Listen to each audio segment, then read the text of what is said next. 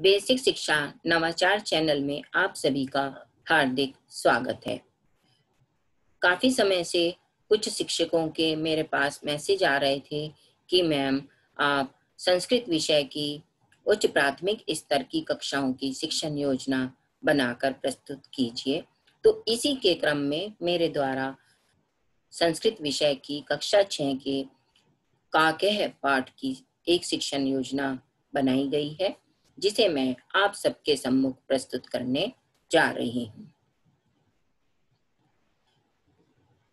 जैसा कि हम सब जानते हैं, प्रारंभ में हम 4 कॉलम बनाते हैं: दिनांक, कक्षा, विषय और समय का। कोई भी शिक्षण योजना हम जब बनाते हैं तो वह लर्निंग आउटकम पर आधारित बनाते हैं। इस पाठ के लर्निंग आउटकम है या इस पाठ को पढ़ने के बाद बच्चे पाठ का शुद्ध उच्चारण करते हुए हाव भाव के साथ सस्वर वाचन कर लेते हैं। बच्चे पाठ के भाव को समझकर रोल प्ले कर लेते हैं। ये दोनों दक्षताएं बच्चों में इस पाठ को पढ़ने के बाद विकसित हो जाएगी। प्रकरण हमारा है काकेह। आवश्यक सामग्री: इस पाठ को पढ़ाने के लिए हमें एक कोई की चोंच हम चार्ट के पेपर की बना लें, ब्लैक चार्ट पेपर की, या एक मास्क टाइप से हम बना लें जिससे पहनकर लगे बच्चा कि वह कोआ है। एक घड़ा, कुछ कंकड़ और दीक्षा ऐप की सामग्री का प्रयोग करने के लिए और खुद की बनाई गई वीडियो को दिखाने के लिए मोबाइल की आवश्यकता होगी। अब हम आते हैं शिक्षण अधिगम प्रक्रिया के चरण पर। इसमें भी हम 4 कॉलम बनाते हैं: एक क्रम का, एक चरण का, तीसरा समय का और चौथा आकलन के तरीके का। समय शिक्षण के इस शिक्षण अधिगम प्रक्रिया में 3 चरण होते हैं: शिक्षण के आरंभ में, शिक्षण के दौरान और शिक्षण के पश्चात। शिक्षण के आरंभ में इस चरण के लिए 5 मिनट का समय रखा जाएगा। शिक्षण के दौरान में हमने रखा है 25 मिनट का समय और शिक्षण के पश्चात के लिए हमने रखा है 10 मिनट का समय। आकलन हम कक्षा शिक्षण करते समय निरंतर बच्चों का करते रहेंगे, उनकी प्रतिक्रिया और सहभागिता को देखकर, और उसके आधार पर अपने कक्षा शिक्षण को आगे बढ़ाते रहेंगे। सबसे पहले शिक्षक बच्चों से पूछेंगे कि प्यासा कौआ कहानी आपने सुनी है? अवश्य ही कक्षा 6 के बच्चे प्यासा कौआ कहानी सुन चुके हैं। तो किसी एक बच्चे को कहानी सुनाने के लिए, संक्षेप में कहानी सुनाने के लिए कहा जाएगा। बच्चा कहानी सुनाएगा। उसके बाद प्यासा कौआ कहानी कविताबद्ध रूप से, यदि किसी बच्चे को आती है तो उसको सुनाने के लिए कहें। यदि बच्चे को नहीं आती है तो शिक्षक स्वयं सुनाए। कविताबद्ध रूप से प्यासा कौआ की कहानी है: एक कौआ प्यासा था, घड़े में थोड़ा पानी था, कौआ लाया कंकड़, घड़े में डाला कंकड़, ऊपर आया पानी, कोए ने पिया पानी, हो गई खत्म कहानी। इस प्रकार हाव भाव के साथ इस कविता को शिक्षक स्वयं भी सुना सकते हैं। इसके बाद शिक्षक बच्चों से पूछे कि आपने यह कहानी संस्कृत में बाल गीत के रूप में पढ़ी है क्या? यह कहानी बच्चों ने संस्कृत में पहले बाल गीत के रूप में नहीं पढ़ी है। तो अब हम शिक्षण के दौरान वाले चरण पर पहुंचते हैं। शिक्षक इस पाठ का स्वयं सस्वर वाचन करेंगे। इस पाठ के सस्वर वाचन की एक वीडियो मेरे द्वारा पहले बनाकर आप लोगों के साथ शेयर की गई थी।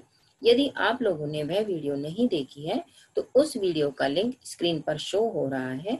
आप उस लिंक को टच करके वह वीडियो देख सकते हैं और इस पाठ का सस्वर वाचन करना सीख सकते हैं, या बच्चों को भी अपनी कक्षा में उस वीडियो के द्वारा सस्वर वाचन इस पाठ का आप करा सकते हैं।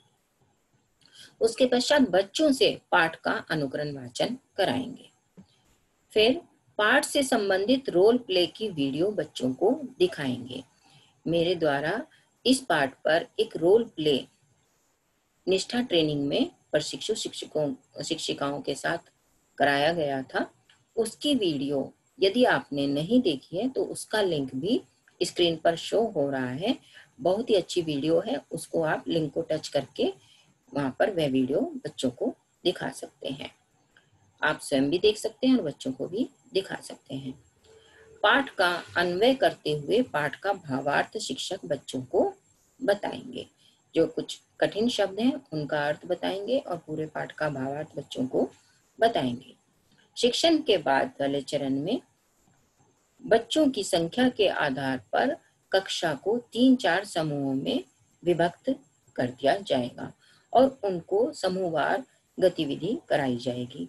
जैसे अगर हमने 4 समूह बनाए हैं तो एक समूह को हम कहें कि आप इस पाठ का सस्वर वाचन कीजिए, दूसरे समूह को पाठ पर रोल प्ले करने के लिए कह सकते हैं, तीसरे समूह को इस पाठ का भावार्थ बताने के लिए कहें, समूह 4 को पाठ की विषय वस्तु पर आधारित चित्र, जैसा कि आप यहाँ पर देख रहे हैं, मैंने एक चित्र लगाया हुआ है घड़े में कंकड़ डालते हुए कोए का, तो इस प्रकार का कोई चित्र बच्चे बनाएं। और अगर अधिक बच्चे हैं तो एक समूह, 5वां समूह हम बनाएं, उसको हम कह सकते हैं कि पाठ का उचित शीर्षक क्या हो सकता है, या 2-3 शीर्षक और उचित आप इस पाठ के लिए बताइए। इसी प्रकार से हम समूह में जल्दी से कोई गतिविधि बच्चों से करा सकते हैं। गृह कार्य के अंतर्गत सभी बच्चे पाठ के श्लोकों को सस्वर याद करके आएंगे। वृक्ष और जल के अन्य पर्यायवाची 4-4 पर्यायवाची शब्द बच्चे लिखकर लाएंगे।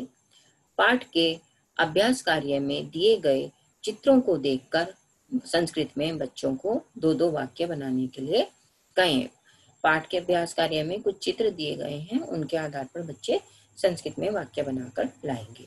घड़े में कंकड़ डालते हुए कोई का चित्र बनाकर लाएंगे और इस पाठ से हमें क्या शिक्षा मिलती है, इस पर अपने विचार बच्चे लिखकर लाएंगे। शिक्षण की आगामी योजना। शिक्षण के पश्चात संप्राप्ति स्तर पर उभर कर आई समस्याओं को ध्यान में रखते हुए पाठ के अभ्यास कार्य पर आधारित शिक्षण योजना तैयार की जाएगी। यहाँ पर जो हमने गृह कार्य दिया है वो बहुत संक्षेप में है। इस पाठ का काफी विस्तृत अभ्यास कार्य दिया हुआ है, तो हम अपनी अगली शिक्षण योजना आज की कक्षन शिक्षण को ध्यान में रखते हुए, उसमें हमें कुछ समस्याएं आई हैं या बच्चों को कुछ समस्याएं आई हैं, उन सबको हम ध्यान में रखते हुए, बच्चों की प्रतिक्रिया को ध्यान में रखते हुए अगले दिन की शिक्षण योजना हम बनाएंगे। आशा है मेरा यह प्रयास आप सबको पसंद आया होगा।